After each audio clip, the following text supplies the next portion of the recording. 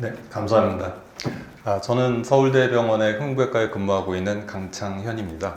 저 주로 하고 있는 일은 성인 수술도 많이 하지만은 소아 수술을 또 제 주 전공 중에 하나로 하고 있어서 오늘 이 자리에서 여러분들 앞에 이 내용을 발표드리게 된 것 같습니다. 보통 컨제니탈 렁 디지즈 하면은 굉장히 다양한 스펙트럼의 환자들이 있는데 아까 전에 말씀을 해주셨는데 보통은 저희는 포커싱을 할 때 렁 파렌키말 디지즈를 포커싱을 하기 때문에 대개는 CPAP, sequestration 그리고 아까 CLE 그리고 마지막 브론코제니시스트 요 네 가지를 보통 타겟을 해서 말씀을 드립니다. 근데 이 네 가지 디지즈들이 대개는 프리네이탈 다이아그노시스가 대부분 되는 질환들이기 때문에 거의 환자분들이 요즘에는 소아 때 어릴 때 진단이 되는 환자분들입니다. 그래서 저희 수술도 제가 하는 수술의 비율을 보면은 이런 콘제니탈 렁 디지즈의 90%는 어린이 병원에서 하고 10%는 성인에서 하는 그런 정도의 분포를 보이고 있습니다. 아마 다른 병원도 비슷하지 않을까라고 생각이 듭니다. 그래서 오늘 말씀드릴 내용은 만약에 환자분이 또는 어린애가 콘제니탈 렁 디지즈를 갖고 있다. 그러면은 첫째는 수술을 해야 되나 말아야 되나 뭐 이런 문제하고 두 번째는 그러면 수술하면 언제 하냐. 성인은 아주 스트레이트 포워드합니다. 진단되면은 뭐 수술을 하죠 보통. 근데 애들은 대개는 출생할 때 이제 병에 꼬리표를 달고 태어나기 때문에 그럼 지금 해야 되나 좀 더 키우나 이런 문제들이 좀 있을 거고 그러면은 수술을 하게 된다면 어떤 식으로 해야 되나 요 세 가지에 대해서 여러분들에게 좀 말씀을 드리도록 하겠습니다. 그 전에 약간 백그라운드를 좀 말씀을 드리겠습니다. 저희가 이제 저희 병원에서 하던 거 그리고 제가 하던 거에 대해서 약간의 백그라운드를 말씀드린 다음에 아까 말씀드린 내용들에 대해서 이제 설명을 드리는 식으로 진행을 하도록 하겠습니다. 콘제니탈 렁 디지즈는 제가 트레이닝을 1990년대 말부터 2000년대 초까지 받았는데 굉장히 드물었습니다. 그때 당시만 했을 때 저희 병원에서 1년에 수술 받는 환자 수는 5명, 10명 그 정도였고요. 우리 저희 병원은 어린이 병원이 따로 있다는 걸 감안해서도 굉장히 그런 스페셜라이즈된 하스피탈이 있어도 굉장히 드문 빈도를 보였습니다. 그래서 전공의를 돌 때는 보통 1년에 보통 뭐 소아나 뭐 이럴 때 한 2달 정도 돌게 되는데 그때 결국 1명 정도 환자 보든지 말든지 해서 한 4년 동안 트레이닝을 받아도 한 2-3명의 환자를 보면은 뭐 그 정도 보는 정도여서 굉장히 드물고 기억에 안 남는 디지즈였습니다. 그 당시에는 저희 병원에서는 제가 트레이닝 받을 때는 로벡토미, 그냥 로브를 진단되면은 로브를 자르고 그리고 소라코토미, 가슴을 크게 열어서 수술하는 걸 스탠다드로 하고 있었고 이런 식으로 수술하기 때문에 수술하고 합병증도 꽤 많이 생겼고 애기들이나 뭐 성인들도 재원 기간도 상당히 길었고 그리고 애들은 또 어릴 때 소라코토미를 하게 되면은 이 머슬과 스켈레탈 시스템의 발달에 이제 변형이 오게 됩니다. 그래서 이런 머스큘로 스켈레탈 디포머티도 상당히 흔했던 그런 시절이었습니다. 그래서 제가 처음에 발령을 받은 게 2004년에 발령을 받았는데 그때 생각한 게 이런 것들을 조금은 이제 개선을 해봐야겠다라고 생각을 해서 2005년서부터 소라코스코피로 수술을 하기 시작을 했습니다. 2005년에 이제 소아에서 소라코스코픽 로벡토미를 한 거는 저는 이제 처음이라고 우리나라에서 처음 했다고 생각을 하는데 이거는 모릅니다. 이거 이렇게 제가 얘기하고 다녀도 어떨 때는 이제 학회자에서 다 발표하고 난 다음 뒤에 살짝 오셔서 그거 말이야 내가 몇 년 전에 먼저 했는데 발표는 내가 안 했던 거거든 막 이런 식으로 말씀하시는 분들이 있어서 요건 요즘에는 퍼스트란 말 잘 안 쓰고 저희가 2005년도에 처음으로 해서 그 다음에 이거를 스테이블한 시스템으로 꾸준히 할 수 있는 거로 만들었다는 게 이제 제가 한 일인 것 같습니다. 그리고 2010년에는 토라코스코피로 세그멘텍토미를 했고요. 가장 제가 이게 저희 프랙티스에 가장 큰 변화를 가져온 거는 에라스 프로그램이라 그래서 인핸스드 리커버리 프로그램을 만든 겁니다. 일종의 프로토콜 하에서 수술을 이제 공장에서 찍어내듯이 하는 그래서 모든 것을 예측 가능하고 언제 태어날지 어떤 치료를 받은지에 대해서 모든 팀이 예측 가능하게 만드는 시스템을 이제 구축했다는 게 가장 저희 강점이라고 생각을 합니다. 그래서 지금은 모든 시스템이 굉장히 톱니바퀴가 돌아가게 만드는 그런 시스템을 구축했고요. 2015년에는 싱글포트 구멍 하나 뚫고 하는 수술도 시작을 하고 해서 대부분의 것들은 이제 제가 우리나라에서 처음으로 했다고 생각하는데 아까 말씀드렸다시피 그러지 않을 수도 있습니다. 실은 내가 처음으로 했는데 뭐 이러신 분들이 가끔씩 나오시는 분들이 있습니다. 그래서 제가 그런 걸 했고요. 그래서 수술 건수를 보면은 처음에는 뭐 5건, 10건 매년 하던 게 제가 2012년부터 소아를 전담으로 맡기 시작을 해서 그 다음부터는 수술 건수가 기하급수적으로 막 증가해서 2018년에는 100여 건이 넘어서 이제 이때는 제가 거의 번아웃에 빠졌습니다. 도저히 더 이상 못하겠다 그래서 수술을 3분의 1로 그냥 잘랐습니다. 그래서 지금은 이 상태로 계속 유지를 하고 있는데 덕분에 이제 환자분 수술 대기 기간이 지금 뭐 1년 반, 2년으로 막 늘어나고 있기 때문에 조금 문제가 있긴 합니다. 그래서 근데 더 이상 하기에는 좀 시간이 없고 그래서 수술은 이제 이런 식으로 저희가 유지를 하고 있습니다. 아까 이 대부분의 환자 3분의 2 이상의 환자가 C팸 환자입니다. C팸 제일 흔한 병인데 근데 아까 2만 5천 명마다 한 명이 생긴다고 말씀하셨잖아요. 그러면 우리나라가 1년에 신생아가 30만 명이 안 되거든요. 그러면은 1년에 10명, 15명이 생겨야 됩니다. 그런데 100명씩 수술합니다. 그래서 이게 인시던스가 그 텍스트북에 나온 인시던스가 잘못됐다는 걸 알 수가 있습니다. 저희가. 그래서 환자들은 대개 두 가지 타입이 있습니다. 소아에서 오시는 환자가 아까 말씀드렸다시피 90%고요. 성인이 10%입니다. 그러면은 대개는 소아 환자들은 프리네이탈 다이그노시스가 됩니다. 산부인과 선생님들이 대개는 뭐 태아 때 되게 진단을 하고 출생하자마자 병을 알고 그 다음에 신생아 때 제 외래로 오시게 됩니다. 그러면은 아까 말했던 세 가지 수술해야 되냐, 언제 해야 되냐, 어떤 식으로 해야 되냐를 세 가지를 다 고민해야 되는데 대개 성인 환자분들은 뉴모니아 반복적으로 생기다 검사하다가 또 요즘은 건강검진 많이 받기 때문에 건강검진하다가 발견되는 분이 대부분입니다. 그래서 성인 환자분은 아주 심플합니다. 어떻게 수술할 것인가 요거만 결정을 하면 됩니다. 근데 앞에 두 가지 얘기가 더 복잡한 얘기입니다. 과연 수술을 해야 되냐 여기서부터 문제가 시작을 합니다. 대개는 수술을 업으로 삼는 저 같은 사람은 수술해야 된다고 하죠. 이게 제 밥벌이니까요. 해야 된다고 하는데 그러면서 그럼 명분이 있어야 되는데 명분은 인펙션이 잘 생기지 않냐. 그리고 봐라 캔서가 생긴다. 캔서가 생기면 죽을 수 있는데 이걸 시한폭탄을 달고 어떻게 살 것이냐.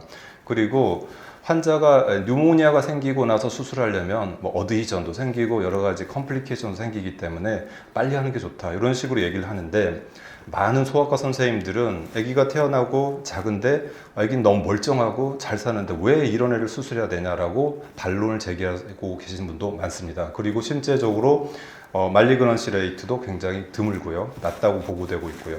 그래서 이거에 대한 컨트로버시를 해결하려면 답은 랜더마이즈 컨트롤드 트라이얼밖에 없습니다. 그런데 생각해 보시길 여러분들이 부모라 그러면 신생아가 태어났는데 이거를 수술할지 안 할지 해서 RCT에 인발부 시키겠습니까?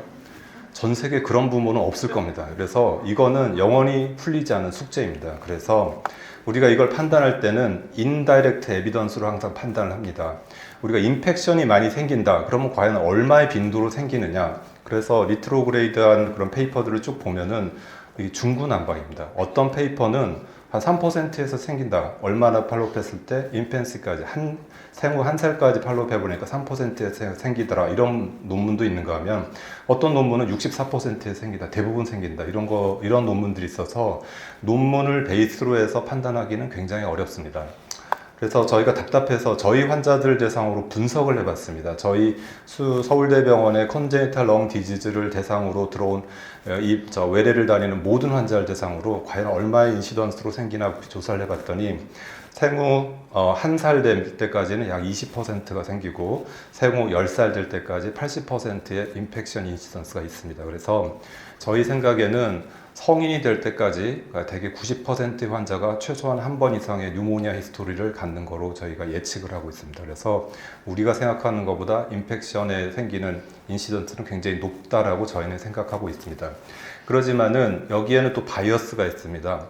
대개는 저희 병원은 수술을 많이 하는 병원이기 때문에 수술을 생각하는 환자분들이 많이 몰립니다. 그래서 인펙션에 더 취약한 환자분들이 많이 오기 때문에 더 과장될 가능성은 있지만 어쨌든 저희가 본 환자분들은 이런 정도의 인시던스를 보입니다. 그리고 뉴모니아가 생기면 그 다음에 수술하면 되지 않느냐 기다렸다가 그러면은 저희 서전 입장에서는 얘기하고 싶은 게 뉴모니아가 생기면 수술 결과가 나쁘다고 항상 저희가 말씀을 드립니다. 왜 나쁘냐? 왼쪽에는 뉴모니아가 생기기 전에 이렇게 시스틱하고 일부 콘솔리데이션이 생기는 전형적인 CPM의 모습을 보이는데, 뉴모니아가 생기면은 이런 식으로 전체가 콘솔리데이션으로 변합니다. 많이 보는 현상인데요. 근데 아까 그 전에 연재에서 보여주셨다시피 항생제를 써서 뭐 드라마틱하게 좋아져서 다시 원래대로 돌아가는 경우도 있는데, 사실은 항생제를 썼는데 돌아가지 않고 콘솔리데이션이 그대로 남는 경우도 있습니다. 그러면은 수술이 이게 뭐죠? 이렇게 라지 런캔서를 수술하는 거와 똑같아집니다. 굉장히 테크니컬하게 어려워지고 핸들링도 어려워지고, 이걸 빼내려면 또 이만큼 크게 열어야 하지 않습니까? 그래서 그런 여러 가지 문제점들이 있습니다. 그래서 꼭 뉴모니아가 생기고 나서 꼭 좋아져서 수술하기 좋은 상태로 만들 수 있지만 그러지 않을 수도 있다는 거고, 주로 어떤 때 생기냐, 옛날에 이런 환자들이 많았던 때가 2000년대 후반에 H1N1 팬데믹이 있을 때가 있었습니다. 인플루엔자 팬데믹. 그때 애들이 굉장히 많이 이게 감염이 되는데, 이런 환자들이 굉장히 많이 병원에 왔었고요. 다행히 이번에 코비드 팬데믹도 그런 게 생기지 않을까 하고 걱정을 했는데 이번에는 안 생기더라고요. 근데 보니까 애들이 다 마스크 하고 있더라고요. 그죠? 이 조그마한 마스크를 다 하고 있어요. 그래서 저희가 그때 13년 전에 했던 거하고 이번에 코비드는 애들에 대한 인펙션 레이트가 정말 차이가 많이 나는 것 같습니다. 그래서 어떤 식으로 우리가 대응하냐에 따라서 이런 뉴모니아의 인시던스 이런 것들은 좀 예방 가능하지 않을까라고 생각은 합니다. 그렇지만은 뉴모니아가 한번 걸리고 나면 수술하기는 굉장히 어렵다는 거를 말씀드리고 싶습니다. 그래서 리트로그레이드 스타디인데, 그러면은 비교를 해보는 겁니다. 그러면은 진단이 됐을 때 그냥 수술하는 거와 조금 기다렸다가 뉴모니아 생기거나 문제가 있으면 수술하는 걸 비교하면 어떻게 될까 해서 이 메타아날라이시스가 있는데, 그냥 수술하는 그룹은 약 70명의 환자를 수술했더니 수술하고 컴플리케이션이 한 10%에서 생기는데, 기다렸다가 뉴모니아 생긴 다음에 수술하는 환자분은 31%가 생겨서 통계적으로 약 3배 정도의 컴플리케이션 리스크를 증가시킨다고 알려져 있어서 우리가 흔히 생각하는 그런 결과하고 유사한 결과를 보고하기도 하였습니다. 그 다음에 에비던스는 런캔서입니다. 우리가 수술하는 가장 큰 원인은 런캔서 때문에 그렇죠. 근데 현재 알려지기로는 이 CPM 환자의 한 1%에서 런캔서가 생기는 걸로 되어 있습니다. 그렇지만 1%라는 거는 대부분의 CPM 환자들은 수술을 받기 때문에 수술 받기 전에 진단되는 환자들이 1%란 얘기고, 만약에 수술 안 받으면은 그게 30%가 될지 50%가 될지 그거는 현재는 알 수가 없는 일입니다. 가장 흔한 런캔서 타입은 펄모너리 블라스토마고, 이 블라스토마는 특징적으로 나이가 늦게 발견될수록 어드밴스 스테이지로 발견이 되게 됩니다. 런캔서는 CPM에서 아까 말씀드렸다시피 가장 흔한 두 가지 타입은 아데노카시노마와 블라스토마입니다.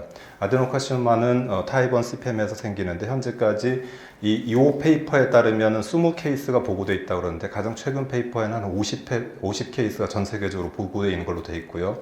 대개는 뮤시너스 아데노카시노마가 제일 흔한 걸로 되어 있습니다. 블라스토마는 굉장히 많이 보고되어 있고요. 수백 케이스가 보고되어 있고, 블라스토마는 아까 말씀드렸다시피 스테이지가 아니고 이건 타입을 얘기하는데, 타입 1은 시스틱 타입, 타입 2는 시스텐 솔리드 타입, 타입 3는 퓨어 솔리드 타입인데, 이게 나이가 들면 들수록 이렇게 진단되는 경향이 더 강합니다. 결국은 우리가 추측하는 거는 시스틱에서 파틀리 솔리드로 프로그레션 하는 거로 생각되고, 프로그레션 할수록 훨씬 메타스타시스가 되고, 그 다음에 5년 생존율이 더 나빠지는 걸로 보통 생각되고 있습니다. 그래서 블라스토마는 빨리 수술해야 된다, 이런 것들이 현재의 컨센서스고요. 이 환자는 최근에 제가 본 환자입니다. 19개월 때 이렇게 시스틱한 리전으로 왔는데, 환자가 뭔가 좀 애가 이상하다고 열도 나는 것 같고 해서 응급실로 와서 찍었는데 이렇게 돼 있습니다. 시스틱한 솔리드 타입으로 돼서 이거 인펙션인가? 시스테드 인펙션이 됐나? 뉴모니아인가? 해서 항생제를 쓰는데 소아과 선생님이 뭔가 좀 모양도 이상하고 아닌 것 같고 해서 MRI를 찍었습니다. MRI를 찍었더니 거의 퓨어한 솔리드 폼으로 굉장히 커진, 몇 달 만이죠? 한 5달 만에 이렇게 프로그레션 하는 걸 보였고, 그래서 어전트 오퍼레이션을 했고 봤는데 펄모니 블라스토마로 진단된 환자입니다. 그래서 모르는 일입니다. 그냥 요 시스트가 있으니까 뭐 괜찮겠지, 증상 없으니까 기다렸지, 한 1년 기다리다가 그냥 환자는 사망할 수도 있는 그런 리스크가 있는 게 또 이런 컨제니탈 렁 디지즈의 그런 문제라고 할 수 있습니다. 이 환자도 비슷한 펄모니 블라스토마인데, 이 환자분은 이 아기는 들어올 때부터 휴지 시스트에다가 멀티플 솔리드 리전들이 있었고, 뭐 티피컬한 블라스토마 형태를 보였고 수술을 했는데 수술하는데 이미 플루랄 시딩이 쭉 퍼져 있어서 수술장에서 굉장히 고민했는데 그냥 닫고 나가야 되나 이렇게 생각했는데 그래도 별 방법이 없어서 뉴모넥토미하고 플루렉토미를 했던 환자인데 역시 이제 환자는 프로그레션에서 8개월 있다가 환자는 아기는 사망했던 경우가 있습니다. 그래서 절대로 말리그넌시의 리스크 낮지 않고요. 이게 생기면은 굉장히 무섭다는 거를 좀 알아주셨으면 좋겠습니다. 그래서 그냥 지켜보면 되지 않냐? 뭐 이런 거는 제 생각에는 좋지 않은 방법이 아닐까. 그래서 그래도 어브노멀하고 아까 말씀하셨다시피 이게 뮤테이션 버든이 높은 병변이기 때문에 여기서 언제 캔서가 생겨도 이상하지 않은 거기 때문에 가능하면 제거해 주는 게 낫지 않냐 하는 게 제 생각입니다. 언제 수술하냐? 이것도 중요한 이슈 중에 하나입니다. 수술을 너무 늦게 하면 아까 말씀드렸다시피 인펙션의 리스크가 있어지고 말리그넌티가 생길 가능성이 있습니다. 그렇지만은 수술을 너무 일찍 하기가 좀 어려운 게 너무 어린 애들은 되게 이제 네오네이트들은 굉장히 약하거든요. 조금만 건드려도 이제 문제가 되기 때문에 수술에 합병증이 많이 생기기 때문에 너무 일찍 하는 것도 좀 그렇고요.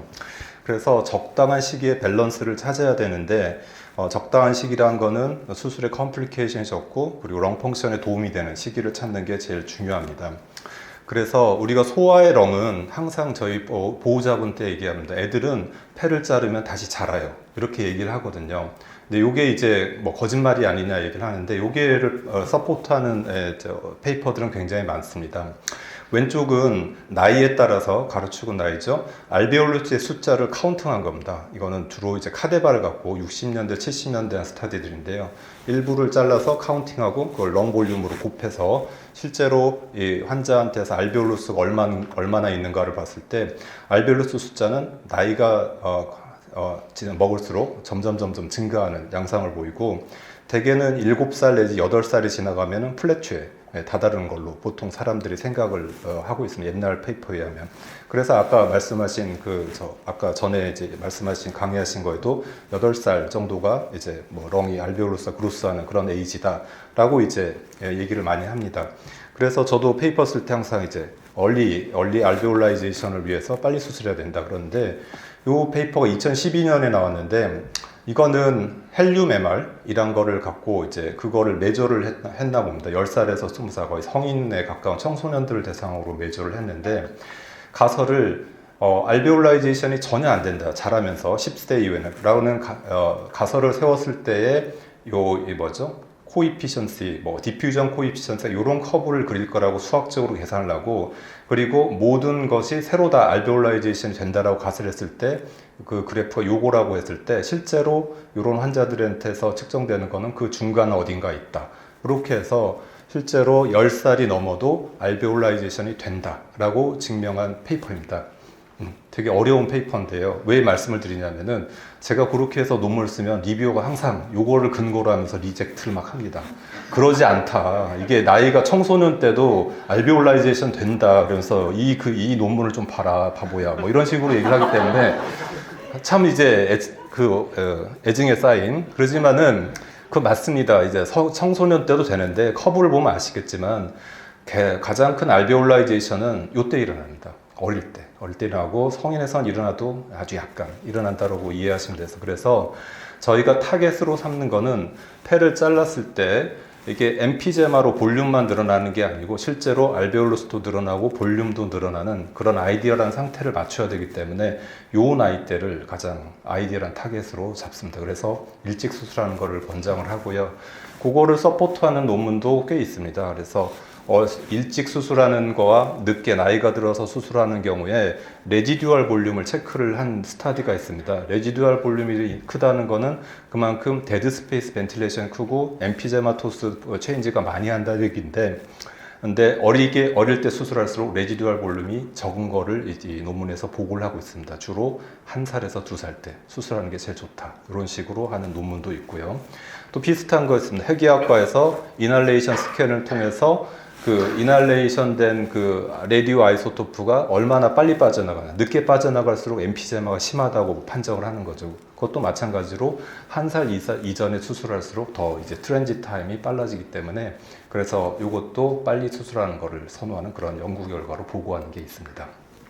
그래서 되게 이제 애들은 소아 애들은 수술을 하고 나면은 렁이 커집니다. 커져서 성인은 수술하면은 커지지가 않거든요. 그냥 메디아스티눔이 시프팅되고 다이프래그램이 올라가서 데드 스페이스를 오블리트레이션 시키는 게 메인 메커니즘인데 애들은 진짜 폐가 커집니다. 커져서 이 애기는 라이트 로로벡토미, 로로베 시퀘스트레이션에서 로로벡토미를 했는데 나중에 보니까 라이트와 랩트의 렁 사이즈가 거의 비슷하고 실제적으로 렁 파렌카임을 봤을 때 엠피제마의 그런 에비던스가 별로 없고 FEV1도 뭐 그런 대로 잘 유지되고 노멀리에 비해서 커브가 비슷하게 나오는 그래서 실제로 애들한테서 렁 펑션이 좋아지는 메커니즘은 그냥 커지는 게 아니고 알베올루스의 그로스와 함께 이제 펑셔널 렁 커패시티가 펑셔널 렁 유니트가 늘어나는 걸로 보통 이해를 하고 있습니다. 그래서 이런 것들이 전부 다 일찍 수술해야 된다는 것을 서포트하는 거고요.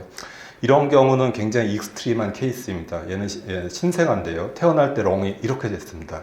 렁이 너무 이 시스트가 너무 커서 메디아스티눔 시프팅이 돼서 애가 숨을 못 쉬어서 인투베이션 했던 애인데 그날 이제 태어난 당일날 이머전시로 수술을 해서 렁을 잘라냈는데 이게 너무 커서 노말 렁이 거의 없습니다. 종이장만하게 있어서 렁을 보비로 이렇게 잘라냈거든요. 벗겨냈습니다. 그리고 노말 렁 요만큼 남은 거를 남기고 그냥 닫았거든요. 그래서 이 렁이 과연 자랄까 궁금했는데 5년 있다 봤으니 자랐습니다. 이렇게 자랍니다. 위에 보면 약간 엠피제마토스한 체인지가 있지만 미들로브와 로우로브는 거의 노말론과 똑같이 자랐습니다. 그래서 애들의 이 성장 능력은 가끔 보면 정말 신기할 따름입니다. 그래서 아까 말씀드린 빨리 수술하는 게 좋다. 렁 펑션에서는 그래서 얼리 오퍼레이션을 보통 추천을 하고요. 보통 가이드라인은 할 수 있으면 2세 전에 하라가 보통 일반적인 가이드라인이라고 알고 계시면 될 것 같습니다. 마지막으로는 어떻게 수술하냐에 대해서 말씀을 드리겠습니다. 수술하는 거는 두 가지를 이제 고려를 해야 됩니다. 하나는 어프로치 방법이고요. 하나는 열어서 할 것이냐, 아니면 소라코스코피, 미니멀 인베시브 서저리로 할 것이냐가 있고요. 두 번째는 얼마나 자를 것이냐입니다. 가장 적게 자르는 걸 우리가 웨지 리섹션이라고 그러죠. 삼각형 형태로 자르는 거. 그러지 않으면 그거보다 좀 더 크면 세그멘텍토미, 그리고 더 크면 로벡토미 정도까지를 저희가 일반적으로 하는 수술 방법인데요. 왼쪽이 소라코토미, 열어서 하는 방법입니다. 오른쪽이 소라코스코픽 서지로 하는 거고, 이 소라코스코픽 서지로 하면은 어떤 장점이 있냐, 뭐 많이 알려져 있습니다. 좀 덜 아프죠. 그리고 회복이 빠르고, 그리고 합병증이 좀 적은 걸로 되어 있습니다. 그런 장점과 더불어 소아에서는 머스큘로스켈레탈 디포머티를 예방할 수 있다는 게 가장 큰 장점입니다. 왼쪽에 있는 환자는 어릴 때 소라코토미로 수술을 받은 환자입니다. 딱 보면은 몇 가지 어브노멀리티가 있죠. 이쪽 립 퓨전이 생기죠. 이쪽을 열었다가 닫습니다. 닫으면은 립을 닫을 때 양쪽 립에다가 실을 걸어서 딱 이제 조여 놓거든요. 그러면 오래되면은 이 조인 게 붙어버립니다. 그래서 립 퓨전이 생기고요. 이렇게 립에 어브노멀리티가 생기면 그게 스파인에도 영향을 미칩니다. 이게 에이시메트리가 생기기 때문에 여기에 마일드한 스콜리오시스가 생겼죠. 이런 것들이 어릴 때 소라코토미를 받은 환자들한테 아주 흔하게 생기는 겁니다. 그런데 똑같은 나이에 소라코스코픽 서저리를 받은 데는 이제 어린이 되는데 거의 뭐 이상이 전혀 없습니다. 그래서 이런 머스큘로스켈레탈 어브노멀리티를 예방하는데 소라코스코피가 아주 유용한 걸로 되어 있고요. 이런 거에 대한 연구는 상당히 많이 되어 있습니다. 뭐 체스트의 에이시메트리라든지 또는 이제 닛볼 위치도 달라지기도 합니다. 이쪽이 이제 뒤틀리게 되면은 가슴에 이제 닛볼 위치도 달라지고 스콜리오시스, 인터코스탈 스페이스 내로잉, 그리고 뭐 스카 뭐 어느 정도 스카 리비전 하는 경우도 이제 차이가 나고 그래서 여러 가지에서 미용적이나 기능적인 측면에서 소라코스코피가 더 우수한 걸로 되어 있습니다. 그래서 가능하면은 애들한테는 열지 말고 수술해라. 이게 답이라고 생각하시면 되고, 근데 왜 그러면은 이게 이슈가 되냐? 왜냐하면은 이렇게 작은 애들한테서 열지 않고 수술하려면 너무 어렵기 때문입니다. 성인은 크죠. 렁이 이만하죠. 근데 애들은 렁이 요만합니다. 정말 요만하고 로벡토미 하면은 동전만 합니다. 그런 거를 소라코스코피를 해야 되거든요. 이런 식으로 해야 되기 때문에 굉장히 힘든데, 이거는 제가 한 런닝 커브 스타디입니다. 과연 처음에 얼마만큼 지나면 안정화되냐, 이런 런닝 커브 스타디인데, 서전들은 이런 거를 많이 합니다. 왜냐하면 모든 새로운 수술을 할 때는 런닝 커브가 필요한데, 가로축은 이제 케이스 숫자고요. 200 케이스까지 될 때 시간이고요. 세로축은 수술 시간입니다. 수술 시간을 봤을 때 이런 경우는 뭐 400분이 넘죠. 그러니까 수술을 하나 하는데 5시간 넘게 걸리는 겁니다. 처음 할 때는. 뭐 400분, 300분이고 검은 거는 실패한 겁니다. 하다가 연 겁니다. 400분 넘게 수술하다가 포기하고 연 겁니다. 이러면 거의 지옥이죠. 수술장에 정말 우울해집니다. 이런 데고 그러다가 이제 점점 내려가죠. 그래서 어느 정도 한 50 케이스가 넘어가면은 안정화 단계에 들고 실패율도 확 떨어지고 그런 식으로 보입니다. 그래서 요 얼리 스테이지를 포기 안 하고 넘어가는 게 제일 중요합니다. 대개는 여기서 50% 이상의 서전들을 포기합니다. 그래서 너무 어려우니까 포기하는데 요거까지 가는데 굉장히 어렵다는 거고요. 여기 이런 것들을 성공시키게 한 가장 중요한 요인은 소아 마취과 선생님들입니다. 마취과 선생님들이 이렇게 작은 애들한테서 원렁 벤틸레이션을 해야 되거든요. 한쪽 렁을 꺼트려 줘야 되는데 그거를 이제 디벨롭먼트를 해서 홈메이드 튜브입니다. 여기다 구멍을 뚫어서 만들고 베스큘러 카테터를 넣어서 이걸로 메인 브론코스를 막습니다. 애기들의 메인 브론코스는 진짜 볼펜심만 하거든요. 그걸 막고 그런 것들을 소아과 마취과 선생님들이 도와주셔서 지금은 잘 셋업이 된 상태입니다. 그래서 이거는 제 유튜브 채널인데요. 그래서 이거 이제 다니면서 비디오 갖고 다니기 힘들어서 가끔은 요거 한번 보세요 이렇게 해서 이렇게 링크 보내드리고 하는데 되게 수술을 이렇게 합니다. 이렇게 조그만한 구멍들 이런 거를 뚫고 하고요. 보시면 아시겠지만 손가락이 이만하죠. 그러니까 애들이 가슴이 손바닥만 합니다. 되게 손바닥만한 데를 이렇게 스코피와 이렇게 구멍을 3개 보통 뚫고 하고요. 뭐 적을 때는 이렇게 하나만 뚫고 할 때도 있고요. 이런 식으로 뚫고 하고 대개는 보면은 요렇게 보입니다. 이렇게 보이는데 이게 요 디바이스 요게 하나가 2cm거든요. 그러니까 이제 폐 크기를 되게 알 수 있겠죠. 전체가 한 5cm, 6cm 이런 거 요만한 거를 이제 박리해서 수술하고 해서 하는 거를 이제 하고 있습니다. 자, 그 다음에 수술은 이렇게 합니다. 소라코스코픽 서지를 하고요.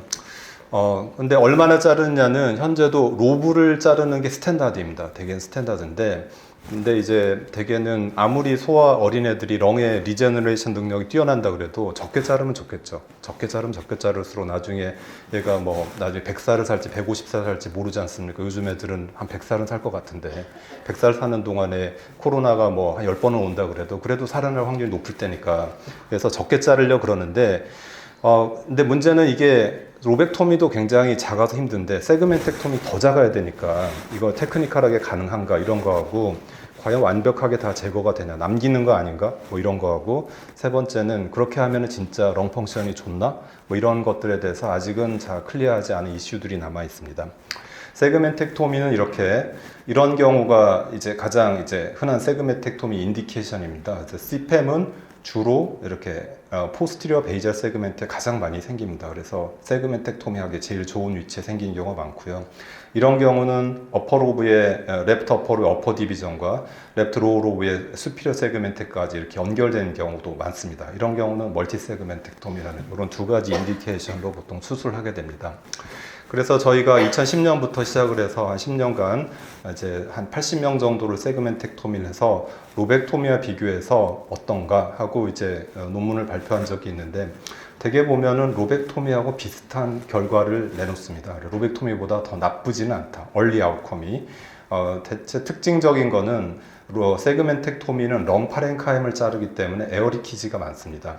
그러지만은 또 특징적인 거는 그 외에 다른 컴플리케이션은 거의 없다는 게 또 장점입니다. 그래서 결과적으로는 오버올하게 컴플리케이션 레이트가 거의 유사하게 유지돼서 크게 위험하진 않다는 걸 보고했고 펄모너리 펑션을 비교하는 게 제일 중요한데 실제적으로 로벡토미 하고 나서 시행한 펄모너리 펑션에서 FEV1 밸류가 로벡토미 그룹은 한 82% 정도 나왔는데 세그멘텍토미를 하나 자르면 89, 2개 자르면 86, 3개 자르면 81, 4개 이상 자르면 78로 이 FEV1이라는 게 세그멘트를 자른 범위에 따라서 비례해서 나빠지는 것을 확인할 수가 있었습니다. 그래서 렁을 살리는 게 중요하다. 이게 비록 소아들은 리제너레이션을 하지만 완전히 100% 되는 게 아니기 때문에 많이 살리면 많이 살릴수록 렁의 펑션이 더 좋아질 수 있다는 그런 것들을 저희가 제시하기도 했습니다. 그래서 어떻게 수술하냐에 대한 결론은 소라코스코픽 서저리를 하는 게 가장 애들한테는 최선이고 저는 최근에는 세그멘텍토미를 많이 하려고 노력을 하고 있습니다. 그렇지만은 아직까지는 로벡토미가 골드 스탠다드이고 그렇지만은 미래를 생각하면 애들이 살 미래를 생각하면은 좋은 렁을 많이 남겨주는 것들이 애들한테 도움이 되지 않을까 해서 그런 수술들을 많이 하고 있는 중입니다. 네, 경청해 주셔서 감사합니다. 네, 감사합니다. 수고하셨습니다.